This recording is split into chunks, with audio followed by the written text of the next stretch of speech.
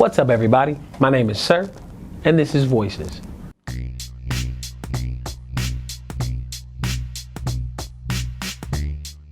Man, if I was nominated for a Grammy,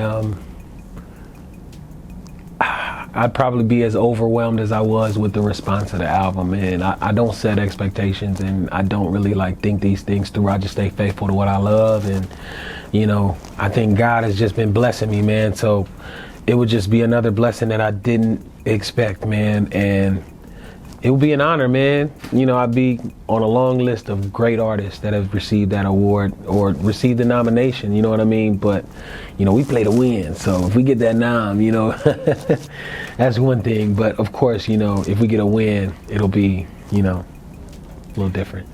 Yeah, no, it's definitely overwhelming, man. But in the best kind of way. I talk about problems all the time, and sometimes problems is good problems, and that's all I've been running into. I think exhaustion is a thing, and a lot of talking. I'm really a quiet dude, and I've been doing a whole bunch of talking, so now I can't shut up.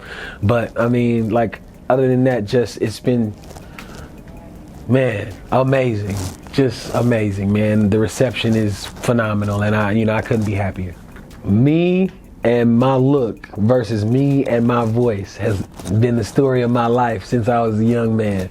So, it's nothing new, and I'm not offended at all. You know what I mean? I've actually had moments where I did take offense, and I feel silly about it because, that's somebody's opinion. What they see is what they see, and what they hear is what they hear. Sometimes those two things don't match up, and I am that. So it's cool. It's all good. The recipe is it's a special record, man. I actually wrote that with my older brother, Davion Ferris, and he's the one that really got me started in all of this. He's the first person to sit me down and show me how to record and work Pro Tools and give me a template so that I can really build out my ideas. And he's the one that gave me my foundation, and I'll never forget that. So we always work. That's literally my older brother. That he know me. That's my nigga. We grew up in the same bedroom type shit, both parents and all that. And he knows the type of person I am, and he knows that I like to find things on my own. So he never was too overbearing in the beginning, and just let me kind of develop into the artist that I am today. So whenever I write or I'm doing anything, I always pull up on him, and we exchange pleasantries and records, and we going through it. And we actually had a chance to sit down and work, and it had been a long time just because we, our paths crossed, less when I'm busy and when he's busy. But this song is based off of a situation that he was in, you know what I mean? And it's based on almost what the whole album is based on, you know what I mean? Sometimes things don't line up like they're supposed to, but we were trying to be as forward and honest as possible with those lyrics, man, and I think it shined through. It's a special record. So, I mean, if you know me, you know that I love cartoons, and I spend a lot of time at home, just soaking up cartoons. And one of the cartoons that I've been watching over the last 10, 15 years consistently on repeat is King of the Hill. And John Redcorn is a character off of King of the Hill, for those that don't know. And he doesn't seem like a sad character, but when you really dig into, the show, you notice that he doesn't really have a good life. He lives in a trailer park. He's been driving the same Jeep forever. He's watching some other dude raise his kid. It's a really sad story, man. And I think that song was easy to write because, we've all kind of been there where we were in a situation where, you might have somebody that you care about, but you guys aren't together and you can't be together. And, it's another timing thing, But, he's a prime example of somebody that's just got the shit end of the stick, man. And I think John Redcorn, it personifies him very well. Woo!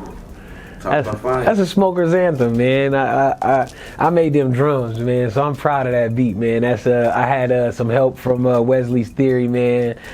Shout out to Rob and Tony. I had some help from Soundwave on that, and my boy Jay Pound. So that's a labor of love, definitely. And I talk about me producing and stuff like that, but as a producer and as a an engineer, I never consider myself like a beat maker. I consider myself a producer because I know how to get the right pieces in place, and that song in particular, once we had the straight line with the song and the lyrics, we went in and had like 10 different versions of that beat.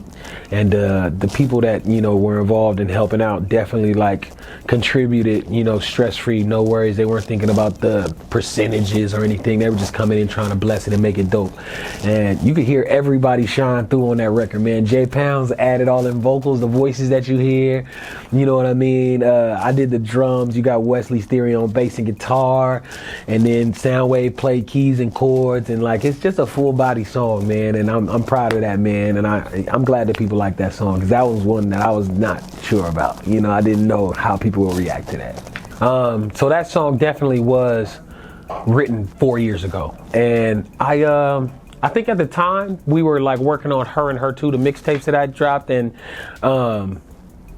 I just wasn't ready. You know what I mean? I think in my personal life, where I was with my relationship and everything, I didn't want people to assume the wrong thing about me. That's huge. You know what I mean? Being, the type of guy I am.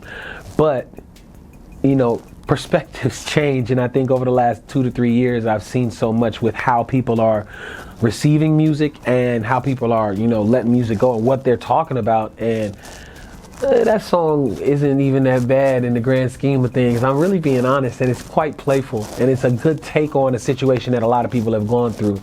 So, I'm glad that I put it out when I did and didn't like force it on November. You know what I mean? And I think that just goes to show that everything doesn't happen in your timing. It happens in God's timing, because I really wanted that song to be out, but I was afraid, and then ended up, putting it on the right project and having the right person feature on it. You know what I mean?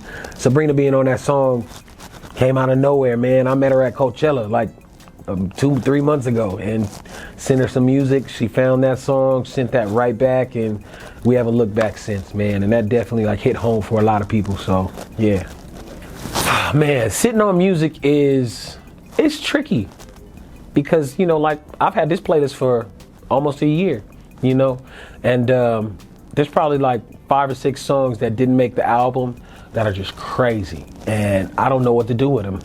I don't know where to put them.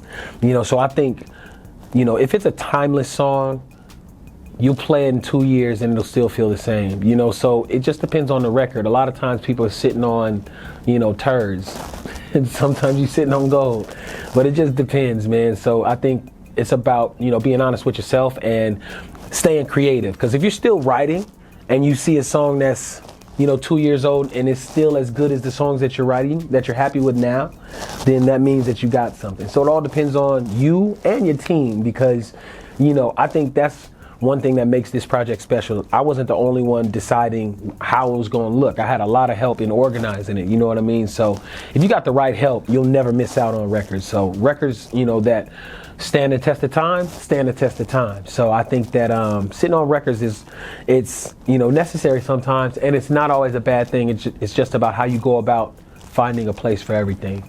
Inglewood SiR, everywhere. Twitter, Instagram, your mama's house, it's all the same. Inglewood SiR, y'all.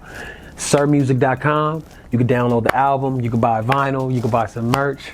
We're gonna have our tour announcement real soon. Come check me out, man. Come fuck with me, man. Much respect and love to you guys.